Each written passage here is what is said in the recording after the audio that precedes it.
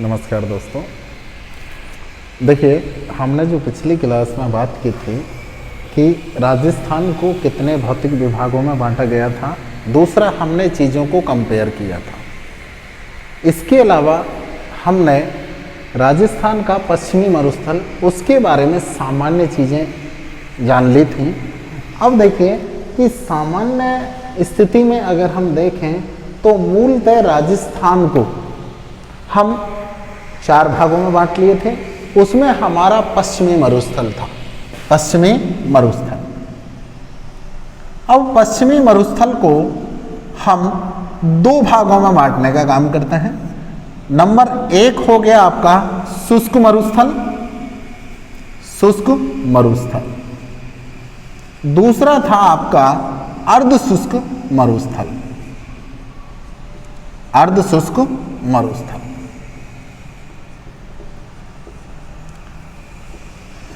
शुष्क मरुस्थल को भी हम 2 भागों में बांटने का काम कर रहे हैं। शुष्क मरुस्थल को हम 2 भागों में बांट रहे हैं कि नंबर 1 बालुका स्तूप युक्त प्रदेश, बालुका स्तूप,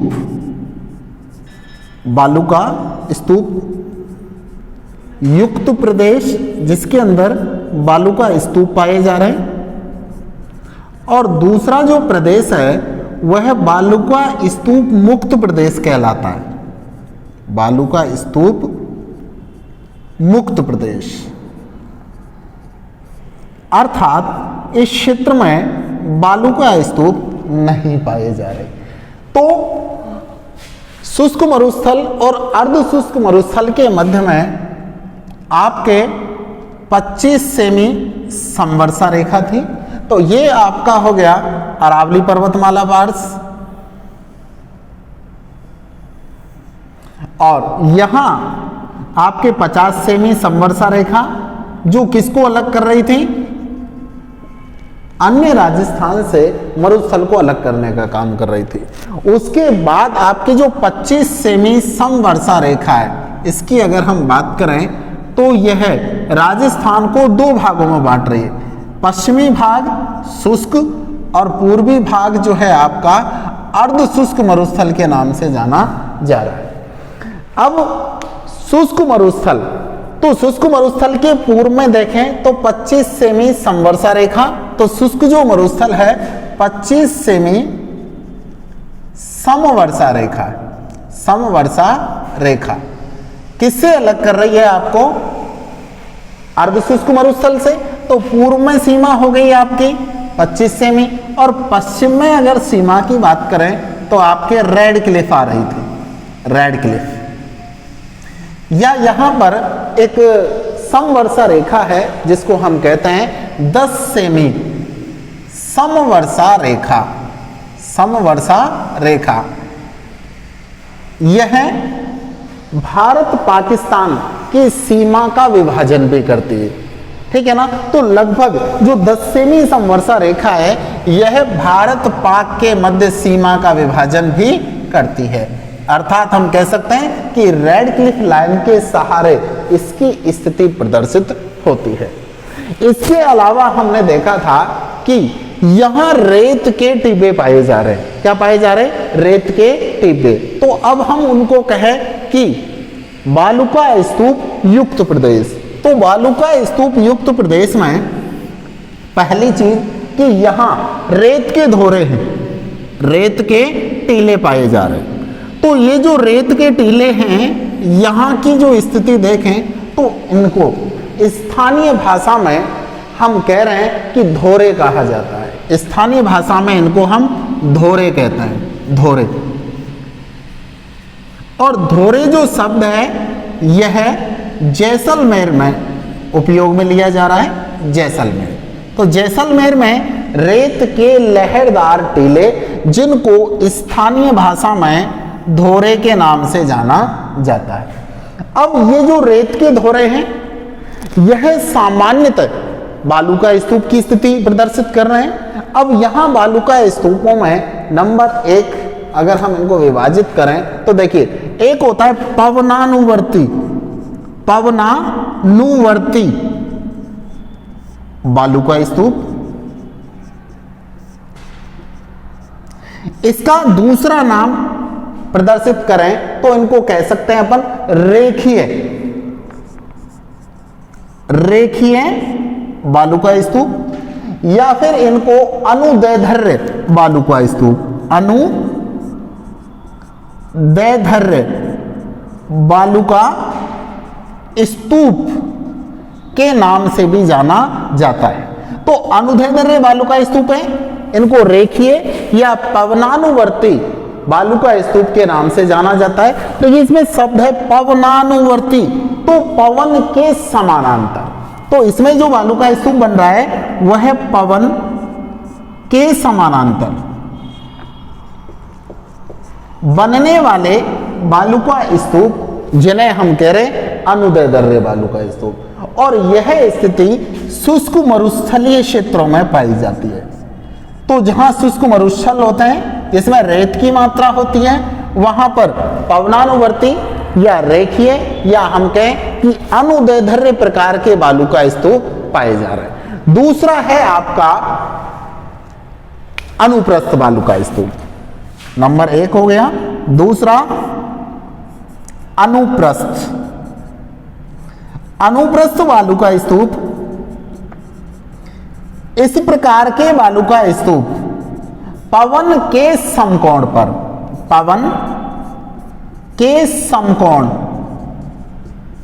पर बनने वाले स्तूप होते हैं। पवन के समकोण पर बनने वाले बालू का स्तूप, जिन्हें हम कह रहे हैं अनुप्रस्थ। दूसरा है अनुदैर्ध्य अर्थात पवन के समानांतर। तो दोनों में कई बार जो शब्द हैं उनके आधार से याद नहीं रहे तो इनके दूसरे नाम याद रखेंगे। जैसे आप अनुदैर्ध्य का नाम याद रखना है आपको पवनानुवर्ती, तो पवन के अनुरूप या पवन के समानांतर जो हुआ उसको पवनानुवर्ती कह रहे हैं। और अनुप्रस्थ, ठीक है ना, अनुप्रस्थ बालू का स्तूप को हम कह रहे हैं कि पवन के समकोण पर बनने वाले बालू का स्तूप, जिन्हें हम अनुप्रस्थ बालू का स्तूप के रूप में जानते हैं। अब अनुप्रस्थ जो बालू का स्तूप है इसके अन्य रूप भी होते हैं, तो उनके आधार पर हम एक बार देखें अन्य।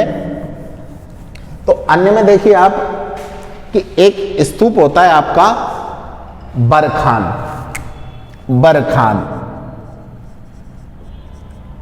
बालू का स्तूप।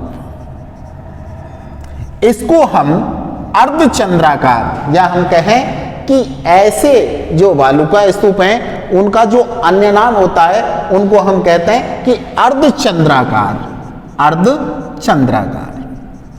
अर्थात बरखान की जो स्थिति होती है या उसकी जो आकृति होती है वह अर्धचंद्राकार प्रतिरूप में पाई जाती है, जिसको हम कह रहे हैं कि अर्धचंद्राकार बालू का स्तूप, जिनको बरखान के नाम से जाना जाता है। और यह बालू का स्तूप सर्वाधिक मात्रा में शेखावाटी प्रदेश में पाए जाते हैं। एवं जितने भी बालू का स्तूप हैं उन बालू का स्तूपों में सर्वाधिक मात्रा में जो विनाशकारी बालू का स्तूप है उसको हम कहते हैं बरखान, क्योंकि इनका जो पैटर्न है यह स्थानांतरित होते हैं, यह मूव करते हैं, गति करते हैं। जैसे अभी बालू का स्तूप इस स्थान पर है और ये बालू का स्तूप का टीला है, तो नेक्स्ट जो हवा चलेगी कुछ दिनों में इसकी स्थिति आगे की ओर बढ़ जाती है, ठीक है ना। तो बालू का जो स्तूप है यह मूव करते रहते हैं। इसके अलावा एक है बरखानाइड्स बालू का स्तूप,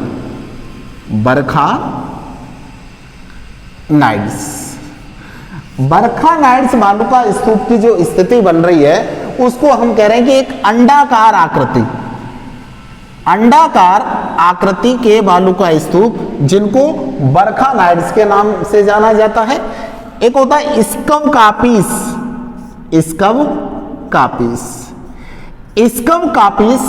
बालू का स्तूप। स्कव कापीस बालू का स्तूप यह झाड़ियों के किनारे विकसित हो रहा है। झाड़ियों के किनारे विकसित होने वाले बालू का स्तूप को हम स्कव कापीस बालू का स्तूप के नाम से जानते हैं। एक आता है नेटवर्क वालुका स्तूप। तो नवीनतम नेटवर्क वालुका स्तूप, नेटवर्क सामान्यतः यह नवीनतम होते हैं और कृषि जोत के सहारे विकसित होते हैं। कृषि जोत के सहारे विकसित होने वाले वालुका स्तूपों को हम नेटवर्क वालुका स्तूप के नाम से जानते हैं। एक होता है आपके पार्बोलिक वालुका स्तूप, पार्बोलिक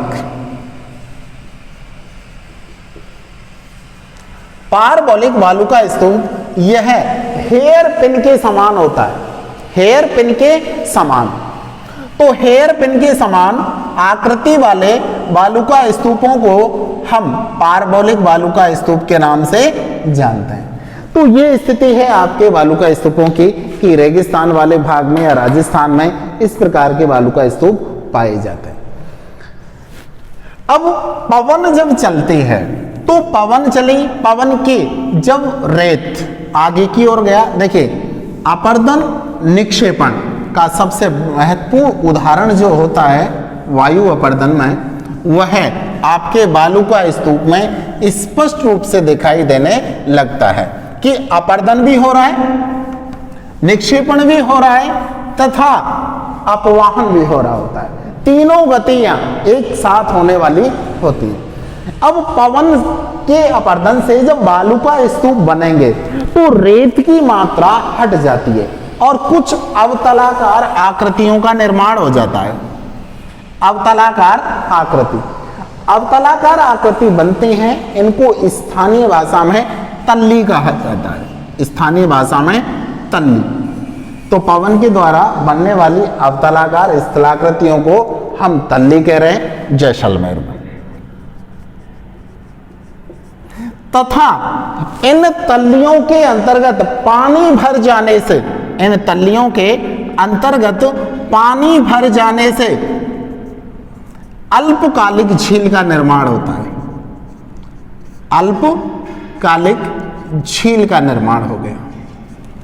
अल्पकालिक झील जिन्हें हम रन या टाट के नाम से जानते हैं, अल्पकालीन झीलों को हम रन या टाट के नाम से जानते हैं, जैसे पोकरण, इसके अलावा भाकरी, कनौड। तो ये क्या है, यह अल्पकालीन झीलें हैं और अल्पकालीन झीलें जिनको स्थानीय नाम जैसलमेर में हम इनको कह रहे हैं रन या टाट। इसके अलावा पोकरण, भाकरी, कनौड, एक बीरमसर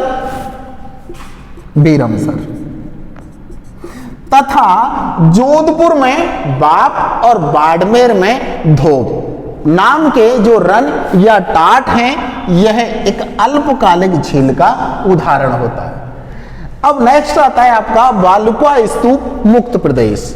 वालुका स्तूप मुक्त प्रदेश की बात करें तो देखिए कि पश्चिमी शुष्क मरुस्थल में कुछ पहाड़ियों के क्षेत्र हैं, या अपन कहें कि कुछ अवतलाकार चिकनी पहाड़ियां पाई जा रही हैं। इसके अलावा यहाँ की जो चट्टान ऐसी है जिस पर रेत स्थानांतरित नहीं हो रहा है या रेत की स्थिति बहुत कम है, जिसको हम कह रहे हैं वालुका स्तूप मुक्त प्रदेश। वालुका स्तूप मुक्त प्रदेश।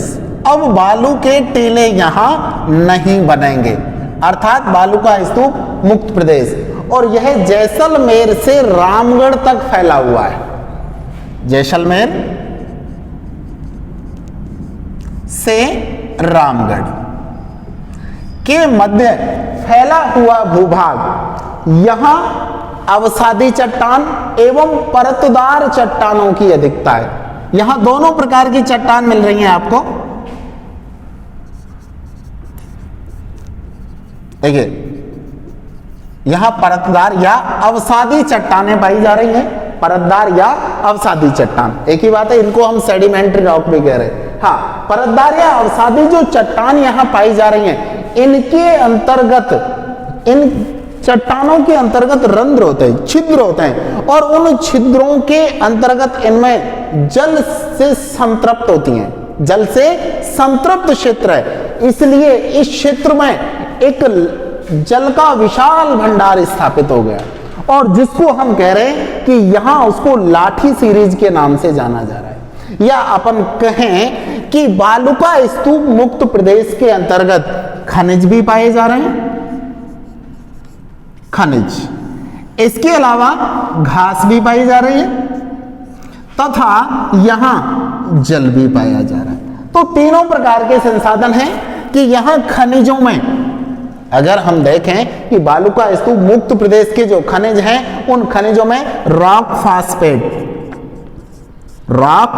फास्फेट, दूसरा चूना पत्थर, और जल की एक भूगर्भिक जल पट्टी है जिसको हम कह रहे हैं कि इस क्षेत्र में एक लाठी सीरीज है, लाठी सीरीज के अंतर्गत एक कुआं है, चंदन नलकूप। चंदन नलकूप को थार का घड़ा कहा जाता है, थार का घड़ा कहते हैं।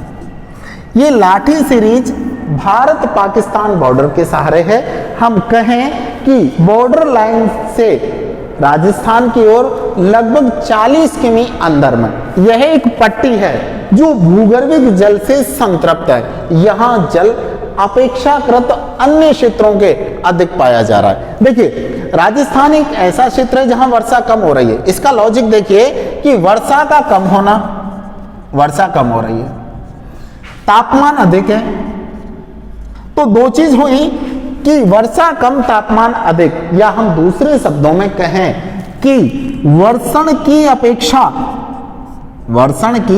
अपेक्षा यहां वाष्पोत्सर्जन अधिक है, वाष्पोत्सर्जन अधिक पाया जा रहा है। वर्षण की अपेक्षा वाष्पोत्सर्जन अधिक होना इसका प्रूफ है कि यहां जो जल है यह प्राकृतिक रूप से वर्षा का जल तो नहीं है, क्योंकि जितना जल यहां मिल रहा है उससे ज्यादा जल यहां तो वाष्पोत्सर्जित होने की स्थिति में होती है। तो ये भूगर्भिक जल पट्टी कहां से आई? तो ऐसा माना जाता है कि जो मृत नदी है, ठीक है ना, उस नदी का एक आंतरिक पेटा है, और उस पेटे वाले भाग में जो जल है उसमें आज भी नमी पाई जा रही है। तो उस क्षेत्र का जो जल है एक पट्टी के रूप में, तो उसी पट्टी को हम लाठी सीरीज के नाम से जान रहे हैं।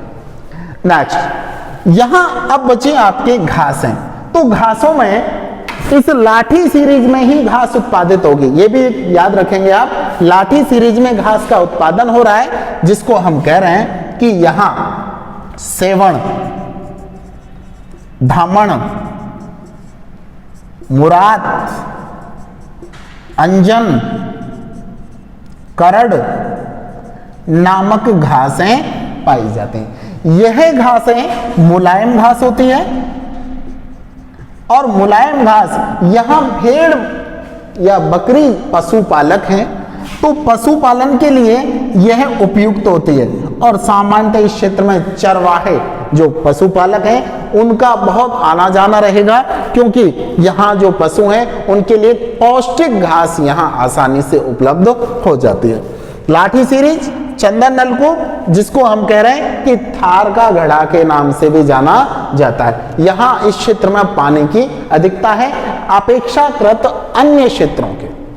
दूसरी चीजें, यहां रॉक फॉस्फेट और चूना पत्थर के जमाव पाए जाते हैं।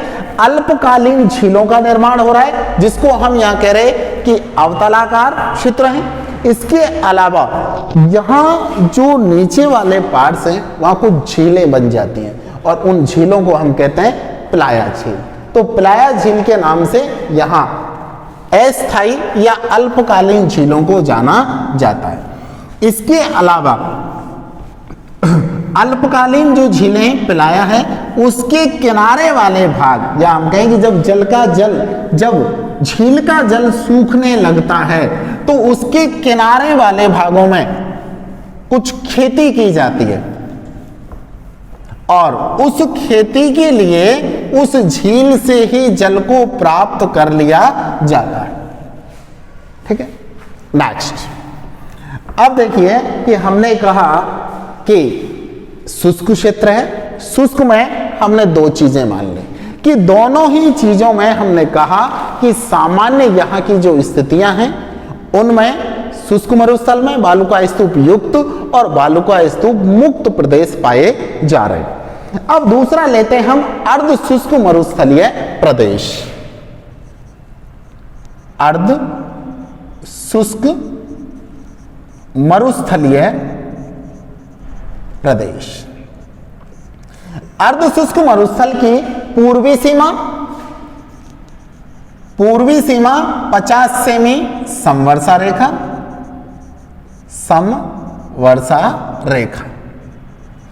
और पश्चिम सीमा 25 सेमी समवर्षा रेखा। पश्चिम, इन दोनों के मध्य आपका अर्ध शुष्क मरुस्थल पाया जा रहा है। इस अर्ध शुष्क मरुस्थल में अगर हम देखें तो इसको 4 भागों में बांट लेते हैं। नंबर 1, घग्गर का मैदान। घग्गर का मैदान हनुमानगढ़ वाले पार्ट्स में पाया जा रहा है। घग्गर, हनुमानगढ़ और गंगानगर का पार्ट्स। तो घग्गर नदी कालका हिमालय या हम कहें कि शिवालिक हिमालय वाले भाग से निकल रही है। कालका हिमालय या शिवालिक की पहाड़ियों से निकल करके बहती हुई राजस्थान में हनुमानगढ़ टिब्बी, हनुमानगढ़ में स्थान है टिब्बी, टिब्बी के पास राजस्थान में प्रवेश कर रही है। हनुमानगढ़ टिब्बी के पास राजस्थान में प्रवेश करेगी और राजस्थान में अपवाहित होते हुए गंगानगर हनुमानगढ़ में जब इसमें बाढ़ आती है तो बाढ़ के समय इसका जो जल है वह पाकिस्तान में एक स्थान है फोर्ट अब्बास, पाकिस्तान में फोर्ट अब्बास तक इसका जल पहुंच जाता है। ये जो घग्गर का मैदान है इसका निर्माण प्राचीन सरस्वती व उसकी सहायक नदियों ने किया है। प्राचीन सरस्वती व उसकी सहायक नदियों ने घग्गर के मैदान का निर्माण किया था एवं इसका विस्तार राजस्थान में हनुमानगढ़ और गंगानगर वाले भाग में हो गया। दूसरी चीज अगर हम देखें तो प्राचीन समय में जब सरस्वती नदी यहां बहती थी तो इस नदी ने इसको हरित क्षेत्र बनाया था। हरित क्षेत्र अर्थात यह ग्रीन बेल्ट के रूप में यहां विकसित हो रखा था। तो हरित क्षेत्र या इसको हरित घाटी क्षेत्र के नाम से भी हम जान रहे थे। तो ऐसा कब हुआ? प्राचीन काल। लेकिन वर्तमान में इसको हरित क्षेत्र बनाने का काम गंगनहर व इंदिरा गांधी नहर परियोजना IGNP ने वर्तमान में हरित क्षेत्र किया है। सवाल होता है कि राजस्थान में जो घग्गर का मैदान है, घग्गर के मैदान वाले भाग को अपन कहें कि पूर्व में यहाँ सरस्वती नदी ने या उसकी सहायक नदियों ने इसको विकसित किया था। तो वर्तमान में इसको हरा भरा बनाने का काम कौन कर रहा है? तो यहाँ गंग नहर व इंदिरा गांधी नहर परियोजना ने इसको क्या किया है? इसको हरा भरा बनाने का काम किया है। अब होता क्या है कि गंग नहर और IGNP आने के बाद यहाँ जलाधिक्य की समस्या हो गई, सिंचाई बहुत अधिक होने लग गई, तो एक जलाधिक्य की समस्या है। जलाधिक्य, इस जलाधिक्य की समस्या का परिणाम हुआ कि इस क्षेत्र के अंतर्गत क्षारीयता की समस्या आ गई। क्षारीयता या सेम की समस्या, सेम या हम कहें कि क्षारीयता की समस्या है। इस क्षारीयता की समस्या से ग्रसित है वर्तमान में गंगानगर और हनुमानगढ़ वाला पार्ट्स। अगर इसी को हम आगे की ओर देखें तो देखिए ये जो सरस्वती नदी है इसके अन्य भी नाम हैं, जैसे हम इसको मृत नदी कहते हैं। क्या कहते हैं? मृत नदी के नाम से भी इसको जाना जा रहा है, मृत नदी। इसके अलावा ये जो घग्गर नदी है यह इसका अपवाह क्षेत्र है, इसको पाकिस्तान में हकरा नदी के नाम से जानते हैं, जो सरस्वती का अपशिष्ट भाग माना जाता है। इसको यहां कह रहे हैं हम हकरा, जो किसका अपशिष्ट है, सरस्वती का अपशिष्ट माना जाता है। तो अर्ध शुष्क मरुस्थलीय भाग में हमने कहा कि पश्चिम में आपकी सीमा 25 सेमी संवर्षा रेखा और पूर्व में 50 सेमी संवर्षा रेखा। घग्गर का मैदान का निर्माण सरस्वती व उसकी सहायक नदियों ने कराया, जिसको वर्तमान में हम मृत नदी के नाम से जान रहे हैं सरस्वती को, ठीक है ना, मृत नदी या लुप्त नदी हो गई। इस बेल्ट को हरा भरा करने का काम प्राचीन काल में सरस्वती ने किया, लेकिन वर्तमान में इंदिरा गांधी नहर परियोजना व गंगा नहर के संयुक्त प्रयासों से हुआ है। दूसरा, जब घग्गर में बाढ़ आएगी तो घग्गर का प्रवेश स्थल राजस्थान में टिब्बी क्षेत्र है, हनुमानगढ़ में। जब बाढ़ आएगी तो उस समय इसका बाढ़ का जो पानी है, तो बाढ़ का पानी कहां पहुंचेगा, पाकिस्तान के फोर्ट अब्बास वाले भाग में। तो क्वेश्चन ऐसे भी हो सकता है कि शिवालिक की पहाड़ियों में अधिक बरसात होने के कारण घग्गर का पानी कहां तक पहुंचेगा, घग्गर के पानी से बाढ़ कहां आएगी, तो उस समय आप कह सकते हो कि बाढ़ का जो पानी पहुंचेगा वो फोर्ट अब्बास पाकिस्तान तक पहुंच जाएगा। इसके अलावा देखिए, घग्गर का जो मैदान है, यहां जो घग्गर नदी बह रही है, घग्गर नदी के क्षेत्र को हम पाट कहते हैं। घग्गर नदी के क्षेत्र को हम पाट के नाम से जान रहे हैं, पाट। तथा हनुमानगढ़ में इसको हम नाली कहते हैं। क्या कहते हैं, नाली के रूप में इसको जाना जाता है। तो घग्गर के मैदान या घग्गर का अपवाह क्षेत्र पाट कहलाता है, तथा हनुमानगढ़ में इसको नाली के नाम से भी जाना जाता है। दूसरा है आपका शेखावाटी प्रदेश। देखिए, ये चारों अपने आप में अलग अलग विशेषताएं रखने वाले हैं।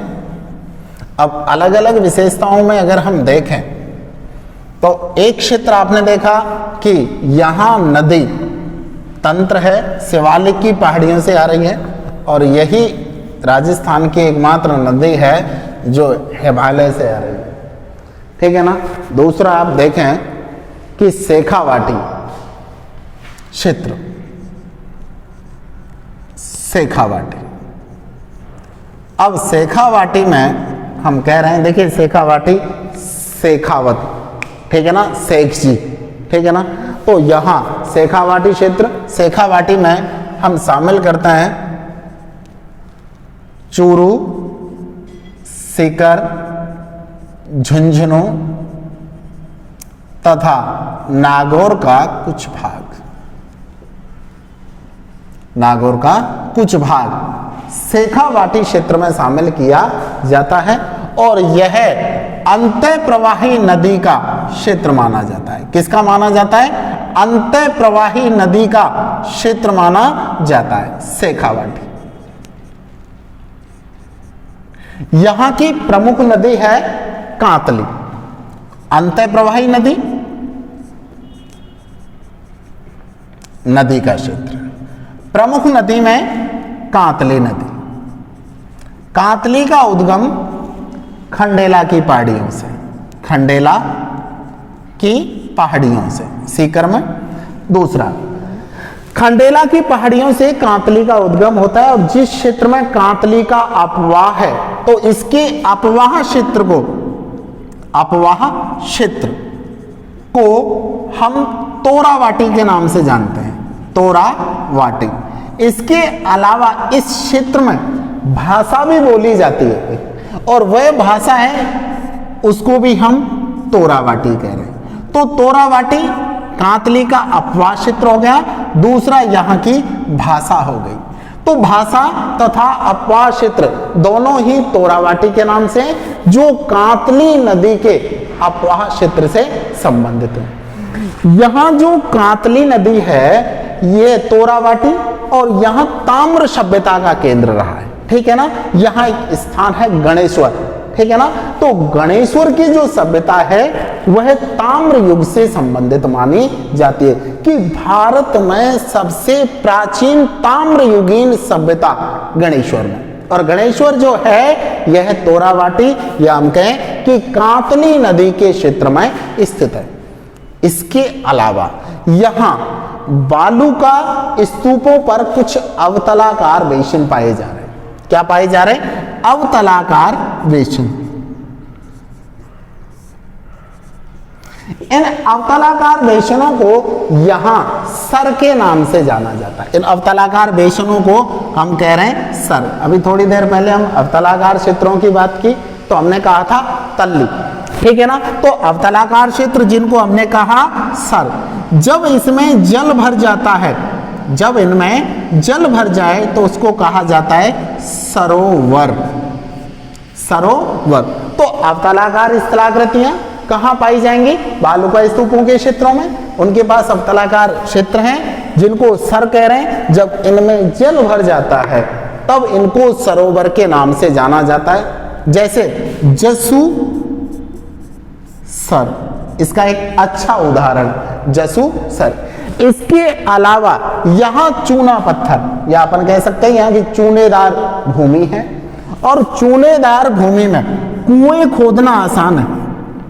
चूनेदार भूमि, चूनेदार भूमि में कुआं खोदना आसान है, इसलिए यहां अधिकतर जो कुएं हैं उनको पक्का नहीं किया जाता है, या अपन कहें कि यहां कच्चे कुएं पाए जाते हैं। कच्चे कुएं जिनको यहां पर हम किस नाम से जान रहे हैं कि हम देखिए कच्चे कुएं, अगर इनको पक्का किया जाए तो दोनों ही स्थितियों में नाम चेंज हो जाएंगे। एक चीज ये भी याद रखें, जो कच्चा कुआं है उसको हम कह रहे हैं यहां जोहड़। जोहड़। अगर इस कच्चे कुएं को पक्का कर दिया जाए तब इसको कहते हैं हम नाड़ा। क्या कहते हैं? नाड़ा। तो यहां एक शब्द होता है कि जोहड़ और नाड़े पाए जाते हैं जब कच्चा कुआं होगा। चूनेदार चट्टानें हैं, कठोर होती हैं, ठीक है ना। तो अगर आप इनको पक्का नहीं करोगे तो भी नॉर्मली लगता है कि ये आंतरिक भाग से पक्के हैं, क्योंकि जो चूना होता है सूखने के बाद एक हार्ड हो जाता है, ठीक है ना। तो यहां से मिट्टी गिरने के चांस कुएं के अंदर कम हो जाते हैं। तो कच्चे कुओं को हम कह रहे हैं जोहड़, अगर इनको पक्का कर दिया जाए तब हम उनको कहते हैं कि नाड़ा। इसके अलावा यहां बालू का स्तूप पाए जा रहे हैं और उनमें अनुप्रस्थ, अनुप्रस्थ व बरखान, अनुप्रस्थ व बरखान बालू का स्तूपों की शेखावाटी क्षेत्र में अधिकता पाई जाती है। तीसरा आपका आता है नागौर उच्च भूमि। देखिए नागौर उच्च भूमि, नागौर उच्च भूमि के अंतर्गत हम नागौर वाले भाग को शामिल करते हैं। देखिए एक क्षेत्र हुआ जहां मैदान हुआ, दूसरा क्षेत्र आपका अंतः प्रवाही नदियों का आ गया। चूना पत्थर की मिट्टियां, चूनेदार यहां भूमि पाई जा रही है जिसमें जोहड़ या नाड़े बनाए गए। इसके अलावा अब जो क्षेत्र आएगा नागौर का, नागौर उच्च भूमि, नागौर उच्च भूमि, या इसको नागौर हाईलैंड के नाम से भी जाना जाता है। ये जो नागौर वाला क्षेत्र है यह मुख्य अरावली से पृथक है, मुख्य अरावली से पृथक है, तथा यहां सोडियम क्लोराइड की अधिकता है। यहां सोडियम क्लोराइड पाया जाता है, सोडियम क्लोराइड। सोडियम क्लोराइड के परिणाम स्वरूप यहां की भूमि है वो बंजर हो गई है। सोडियम क्लोराइड की अधिकता के कारण यहां की भूमि बंजर है एवं यहां खारे पानी की झीलें हैं जैसे नावा, कुचामन, डेगाना आदि ऐसी झीलें हैं जिनमें खारा जल पाया जा रहा है। लेकिन देखिए दूसरी एक चीज और होती है कि ये जो झीलें हैं इनको टेथिस के अवशेष के रूप में भी जाना जाता है। टेथिस के अवशेष के रूप में प्राय नावा, कुचामन या डेगाना, या अपन कहें कि राजस्थान के पश्चिमी भाग में जो खारे पानी की झीलें पाई जाती हैं उनको हम टेथिस महासागर के अवशेष के रूप में जानते हैं। शेखावाटी क्षेत्र की तरह यह नागौर उच्च भूमि भी, नागौर उच्च भूमि वाला भाग भी अंतः प्रवाही नदी का केंद्र है। अंतः प्रवाही नदी पाई जाती है, अंतः प्रवाही तंत्र पाया जा रहा है। अंतः प्रवाह तंत्र के अंतर्गत खारी, रूपनगढ़ और मैंथा, खारी, रूपनगढ़, मांथा, इसको मैंडा नदी भी कहते हैं, इनका संयुक्त जल नदी सागर में गिरता है, या अपन कहें कि सांबर जो झील है, सांबर झील, सांबर झील में यह अपना जल गिरा रही है। और सांबर झील की जो लोकेशन है ये जयपुर में है, लेकिन हम बात करें कि नागौर वाले क्षेत्र में ये नदियां अपवाहित होती हैं और सांबर झील में जाकर के गिर जाती है। याद रखेंगे सांबर झील भी खारी झील है, खारी झील है, लेकिन पूर्व में माना जाता था कि पूर्व में यह झील मीठे पानी की झील होती थी, मीठे पानी की झील थी पूर्व में, लेकिन वर्तमान में कैसी झील है, यह खारे पानी की झील है। इसके अलावा यहां कुछ खनिज संसाधन पाए जा रहे हैं और उन खनिज संसाधनों में अगर हम देखें तो देखिए कि कुछ श्रेणियां हैं, उन श्रेणियों के पर्टिकुलर स्थान है, जैसे मकराना, मकराना, मकराना जो क्षेत्र है, मकराना एक श्रेणी का भी नाम है। मकराना जो श्रेणी है यहां संगमरमर पाया जा रहा है, संगमरमर। दूसरा, यहां जिप्सम के भंडार हैं।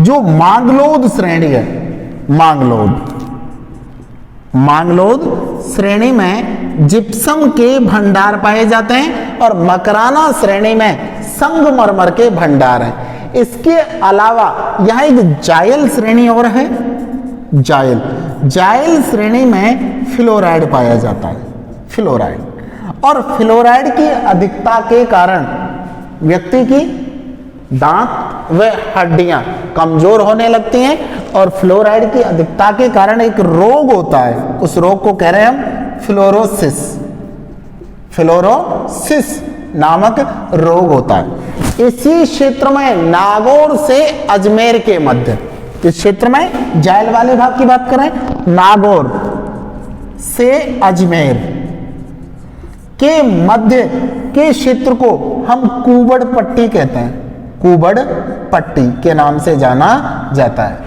और सामान्य स्थिति कुबड़ पट्टी का यह है कि यहाँ का जो धरातल है वह अपेक्षाकृत पड़ोस के क्षेत्रों से उठा हुआ है, जैसे लगता है कि बैठा हुआ ऊंट हो, उसका कुबड़ निकल रहा हो, इसलिए हम इसको कुबड़ पट्टी कहते हैं, ठीक है ना।